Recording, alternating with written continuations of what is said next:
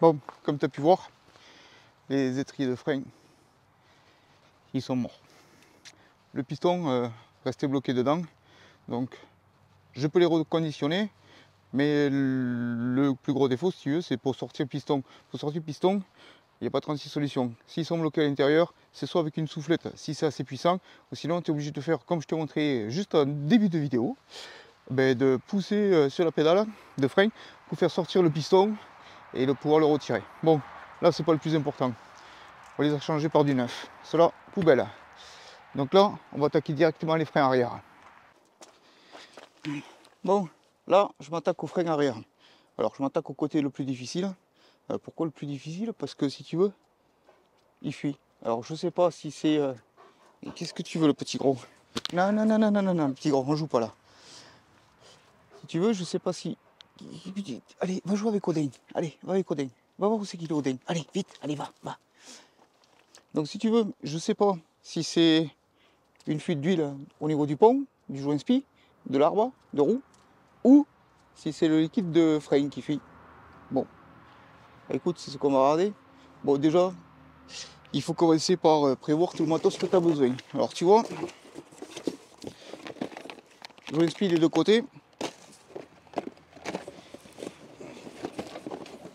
Garniture de frein.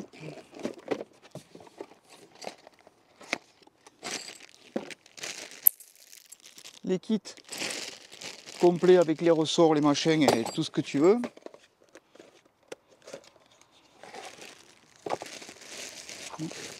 L'autre sac complet aussi de ressorts, tu vois. Ça, c'est le système de rattrapage automatique.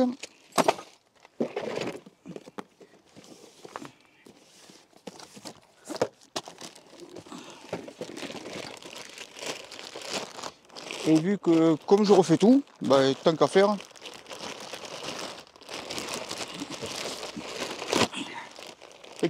tu commences à me connaître. Tambour tout neuf, tant qu'à faire.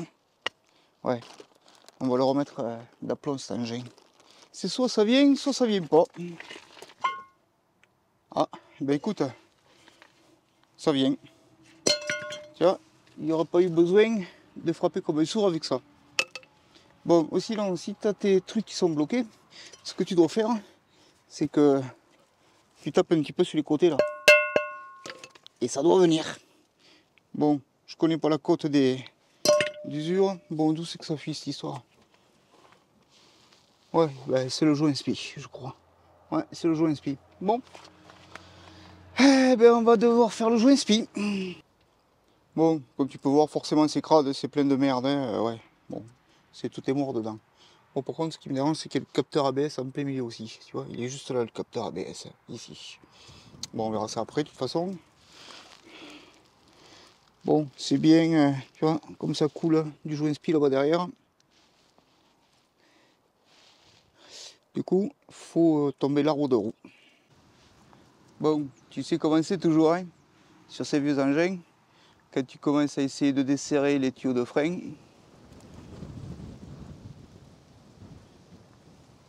ça casse toujours net. Qu'est-ce que tu veux, le loulou? Non, non, non, non, non, non, non, non, non, non, non, non, le petit loulou. Bon, alors si tu veux, là, il faut que je refasse la conduite. Bon, pour faire la conduite, donc il faut que je récupère ces embouts. Bon, pour l'instant, celui-ci, on va voir. Il faut quand même que je puisse arriver à dévisser l'autre. Bon, je vais te montrer. On est sur la canalisation qui arrive au cylindre de roue. Bon, forcément, ce côté est cassé. Et tu vois, après, il arrive aussi là-bas. Ici, là. Bon, c'est pas facile à te montrer, j'essaie de te le montrer. Bon, celle-là, il faut que je la défasse aussi. Et forcément, elle est bloquée. Alors, si tu veux, d'habitude, ce que je fais, c'est que... Bon, là, par exemple, au cylindre de roue, j'ai pu chauffer avec le petit chalumeau. Parce qu'il n'y a rien de bien dangereux autour, si tu veux. C'est que de la ferraille. Par contre, là-bas, je peux pas chauffer. Parce qu'il y a la durite. Et la durite, je risque de la bousiller, quoi. Donc, du coup, pour chauffer... Alors, je ne sais pas si c'est une bonne idée, on va vite le savoir. Je vais chauffer comme tu sais les pistolets à induction là. Sauf que moi c'est une bougie de préchauffage induction. Ouais, je te montre le système. Donc tu vois, j'ai pris une bougie de préchauffage, reliée en direct sur la batterie. mon interrupteur, c'est un Wago là, à la con, tu vois. En faisant chauffer le bout et en essayant de le mettre contre l'embout, j'espère le faire chauffer un petit peu et pouvoir le desserrer. Alors si tu veux, l'idée de la bougie préchauffage et du petit embout, tu vois, c'est de les coller l'un à côté de l'autre et d'essayer de faire chauffer l'embout pour qu'au moins il puisse se dévisser du support de la durite là-bas, de répartition. Parce que s'il arrive à se dévisser, après il faudra essayer de récupérer les embouts pour pouvoir refaire une durite. Bon, allez, on essaye ça. Hop, là on la voit rougir.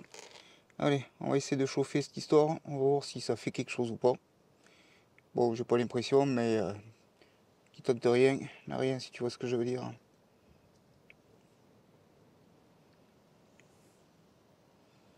Alors il fallait peut-être que j'en ai deux de bougies, une dessous, une dessus. Bon, on va voir ce que ça donne. Ouais, je fais avec une clé plate parce que c'est du pouce et je n'ai pas. Ah putain, c'est l'autre qui a lâché. Il y a toujours quelque chose qui fait que. Bon, comme tu peux t'en douter, j'ai fini par l'avoir.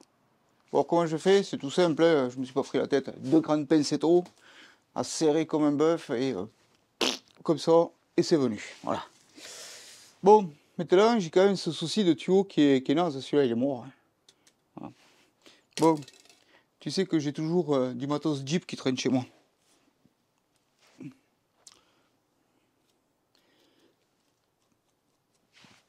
Tu vois, ça vient de tous les Jeeps que j'ai démontés, des pièces que je garde de côté. Je me suis dit un jour ça peut toujours servir. Ben tu vois là, c'est le cas. Mais tu vois, tout à l'heure ce qu'on va faire, c'est que, ouais, parce que si tu veux, sur le pont du Jeep, si tu veux, c'est simple.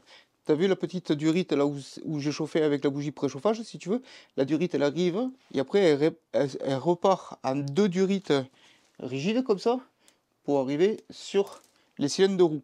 Donc forcément tu as une courte, celle que j'ai cassée, puis tu en as une autre de l'autre côté qui est longue. Bon, comme tu peux te douter, celle qui est longue, je l'ai aussi. Alors du coup, ce que je vais faire, c'est quand même que je vais essayer de te montrer que si toi ça t'arrive et que tu n'as pas un morceau comme ça, je vais te montrer comment on refait le morceau. Avec un morceau, un vrai morceau quoi. Ouais, avec les outils qui vont bien. Au moins, tu vois, si t'as pas du rab, bah, tu pourras quand même te sortir de la galère. Bon, alors tu vois, pour faire le modèle américain en 316, comme tu peux voir là, 316, c'est pas compliqué, tu vois, il faut faire dépasser le tuyau. Le tuyau pour le faire dépasser, pour prendre la hauteur, si tu veux, tu prends la matrice 316, c'est marqué dessus, hein, et là, tu te mets comme ça. Et en fin de compte, le tuyau doit dépasser de la première partie de la matrice. Tu vois, comme je te montre là. Après, tu mets dedans, et après, on vient avec la petite presse, ici, faire l'histoire. Alors moi, pour te le montrer, je le fais à la main, mais normalement, cette partie, tu la mets sur un étau, ça fait plus facile et plus joli pour faire les matrices. Tu vois, alors, hop, on en revient à ce qu'on faisait tout à l'heure. C'est-à-dire, hop là, tac, je suis arrivé en bout, on dévisse, hop. Ouais, c'est plus facile à l'étau, hein, comme je te disais.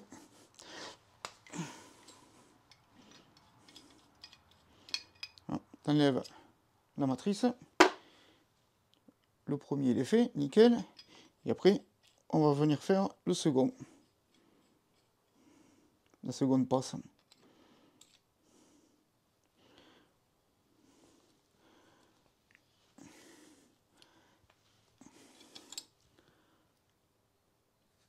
Encore.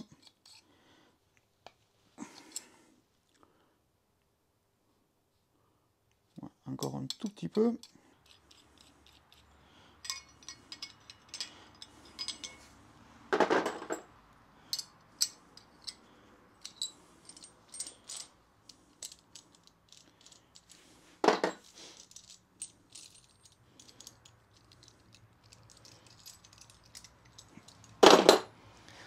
Voilà, là tu vois il est bien fait celui-là.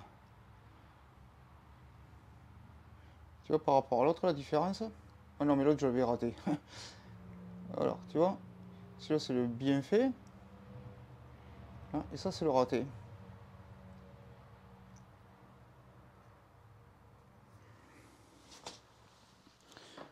pas bien compliqué. Si tu veux une vidéo plus spécifique pour te montrer exactement machin, comment les couder et tout, dis-moi dans un commentaire, je me ferai un plaisir de te montrer. Là, si tu veux, c'était à titre informatif. C'était pas un tuto ou quoi que ce soit. C'est comme d'habitude, dans certaines vidéos, je survole un petit peu les sujets en grand. Au moins, si certains sont intéressés par certains sujets, ils me le disent. Et on essaie de faire des vidéos complètes sur le même sujet. Le bourricot, bon, c'est déjà pas mal. Les dents du pignon d'attaque, elles ont l'air propres. La couronne, elle est propre. Les planétaires et satellites, ils sont propres. C'est déjà bien. Mais je pense que les disques du diff, ils sont morts. Bon, allez. Bon, tiens, on va parler technique un petit peu parce que je sais que certaines, ça vous intéresse, ça. Alors, je te montrerai après le pont là-bas. Donc, tu vois, la roue de roue, il est sorti. Je vais te montrer l'huile. Tu vois, regarde, ça c'est l'huile qu'il y a à l'intérieur du pont. Bon, forcément, il y en a plein dans la gamelle, mais regarde-moi ça. Attends, pour que tu vois bien quand même. Voilà. Elle est même pas fluide, elle est toute marron, on dirait de la boue, la truc. Et après, les mecs qui se disent: ah, mais je comprends pas, je le pont arrière, le glissement limité, il est mort. Eh ben ouais, couillon, va, qu'il est mort. Bon, alors moi je sais que mon glissement limité, il doit être vraiment, vraiment, vraiment fatigué. Bon, maintenant je vais te montrer comment ça marche. Alors si tu veux, tu vois, l'arbre de roue, il part côté frein là-bas, enfin, dans le corps du pont, là où je démontais, là où il y a le cylindre de roue. Ça arrive dans la cage de différentiel. Ici, tu as une gorge, tu vois là. Tu as un C-clips. C'est pour ça que ça s'appelle des Dana 35 C-clips. C-clips pour C-clips. Clac, ça vient là bloquer. Et après, tu as un axe au milieu qui vient et ça bloque. Voilà. Et c'est juste cette rondelle qui empêche l'arbre de roue de se barrer. Ouais, ça peut paraître bizarre. Alors tu vois, quand tu commences à tirer sur les arbres de roue et que ça fait cloc, cloc, cloc, cloc, cloc, cloc, c'est cette rondelle qui s'est usée et ton bout d'arbre de roue ici qui s'est maté. Donc là, on ne peut plus rien faire. Il faut changer. Alors, il y en a certains qui réusinent des rondelles plus épaisses. C'est pas la solution, c'est juste de déporter le problème. Bon, on s'en fout. Tu veux savoir comment ça fonctionne le glissement limité sur ce Dana 35 C-clips? Ça fonctionne grâce à ça. Ça, ce sont des disques de glissement limité. Alors tu vois, c'est plein de petits disques. Ah, plein de disques comme ça, qui sont mis dans la cage du différentiel, derrière les planétaires, ou les satellites, je ne sais plus comment ils s'appellent, lesquels. Planétaires, je crois que c'est sur les côtés, satellites c'est en haut. Donc ça doit être sur les planétaires, je crois. Bon, de mémoire, je ne me rappelle plus. Mais je vais te l'expliquer dessous après. Tu vois, c'est plein de petits disques comme ça, tout neuf. Parce qu'en fin de compte, je vais te le montrer là-bas, mais je ne peux pas le démonter. Donc du coup, au moins tu vois ce que c'est les glissements limités. Tu vois, c'est plein de disques. Et tu vois, ces disques, ils sont rainurés. Ouais, je ne sais pas si tu vois bien là. Mais si tu veux, ils sont tous rayés, ici. Et c'est pour ça qu'on y met une huile spécifique. De la 75-140 plus un additif supplémentaire. C'est pour que les disques, ils puissent faire leur travail et ne pas s'user. Pas comme de l'huile que j'ai. Donc tu vois, il y en a de chaque côté. Il y en a à droite et à gauche. Ah, tu te demandes pourquoi j'ai ça? Ah ben c'est parce qu'un jour je vais les lui monter à neuf. Ah ben oui, tu comprends bien que cet engin je vais le refaire. Je te l'ai déjà dit celui-là. Celui-là d'engin je le refais. Ça tu veux savoir? Ça doit faire 5-6 ans que je les ai en train de traîner chez moi. Pièce d'origine Jeep Mopar. Ouais, pour le glissement limité. Bon allez, on va aller voir le glissement limité pour que tu puisses comprendre comment c'est foutu. Alors, hop là. Donc, ça, c'est le côté qui va à la roue là-bas où j'ai enlevé l'arbre de roue. Donc l'arbre de roue, si tu veux, il rentre là-dedans. Les cannelures, elles viennent ici. Alors celui du bas, je ne sais plus si c'est planétaire ou satellite. Je ne me rappelle plus. Je suis désolé des noms, mais je ne les connais plus. Donc en bas, tu as planétaire, on va dire comme ça. Et en haut, tu as satellite. Ouais, ça doit être ça. Tu vois, comme c'est foutu. Planétaire et satellite. planétaire et satellite. Ouais, bon. Et derrière je sais plus où c'est qu'ils sont, je me rappelle jamais. Ah si, ils sont là, tiens, hop là, tu vois de ce côté. Tiens, regarde, tu vois le petit clips là, qu'il y a là, ici là. Ah, ce clips là, si tu le fais sauter, après tu peux sortir le planétaire ici, et derrière, tu as tous les disques de glissement limité que je t'ai montré tout à l'heure. Tu vois, c'est pas plus compliqué que ça. Et tu les as à droite et à gauche. Donc, après, si tu veux, pour sortir l'arbre de roue, c'est pas compliqué. Hein.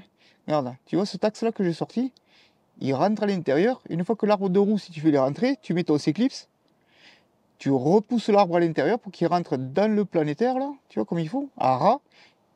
Tu renfonces ton axe, qui descend, et c'est lui qui vient bloquer tout ça. Maintenant, tu sais comment c'est foutu dans la 35 C-clips. Pas compliqué, là. Vu qu'on est sur les freins, voilà. Avec monotillage.com, on a décidé de te faire gagner 2-3 trucs. Des clés à tuyauter. Bon, ça, c'est les clés à tuyauter au pas France, enfin, pas métrique. Voilà, on n'est pas en pouce. Parce que pour le Jeep, c'est du pouce. Voilà, donc c'est pour les modèles européens. Ça, il y a un truc super important que moi je peux pas me servir, c'est mon Jeep.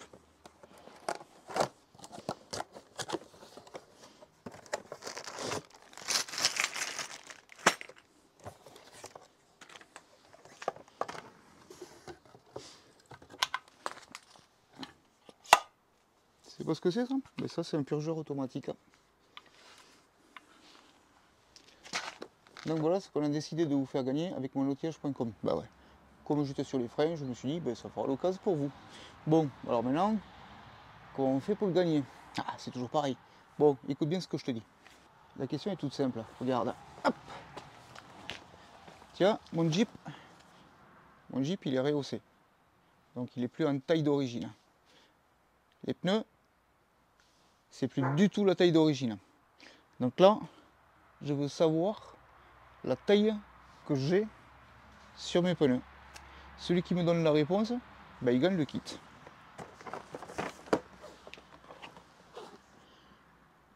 Il gagne le kit complet. C'est pas plus compliqué. Alors je vais quand même te donner une information. Ces jantes, c'est pas du 15, c'est du 16. Donc maintenant, à toi de trouver la taille que j'ai sur mes pneus. Et du coup, la réponse, c'est le premier qui me la donne qui gagne le kit. Le premier qui m'aura donné la réponse dans les commentaires, il gagnera le kit. Je ne prends pas en compte les commentaires qui seront modifiés. Oui, parce que certains, ils lisent les commentaires des autres, puis après, oh, ils se disent ça doit être ça la réponse. Il faut modifier le commentaire, ils modifient et ils valident. Alors, tous ces commentaires qui auront une notion modifiée, parce que si tu veux, quand tu modifies ton commentaire, ça apparaît entre parenthèses à côté de ton commentaire. Tu as ton pseudo, il est écrit modifié. Mais ça, c'est parce que tu as modifié ton commentaire. Donc, tous ces commentaires qui auront un truc modifié, je ne les prendrai pas en compte. Voilà. Donc, le premier qui donne la réponse, ce sera lui. Aujourd'hui, on est le dimanche 19 novembre. Là, le concours, il dure jusqu'au 25 novembre. Le 25 novembre, je vous donne la réponse sous cette vidéo. Et forcément, le pseudo, il sera gagné. Si par exemple, on arrive le 20, il y a déjà la bonne réponse, c'est fini, le concours s'arrête. Même si tu me donnes la réponse après le 21, le 22, c'est fini, c'est fini. Le premier qui va me donner la réponse, dans le commentaire, je le valide de suite. Tout ce qui sera au-dessus de ce commentaire-là qui aura donné la bonne réponse, ils ne seront pas tenus en compte. Donc je te conseille de donner ta réponse aujourd'hui. Allez, je te laisse.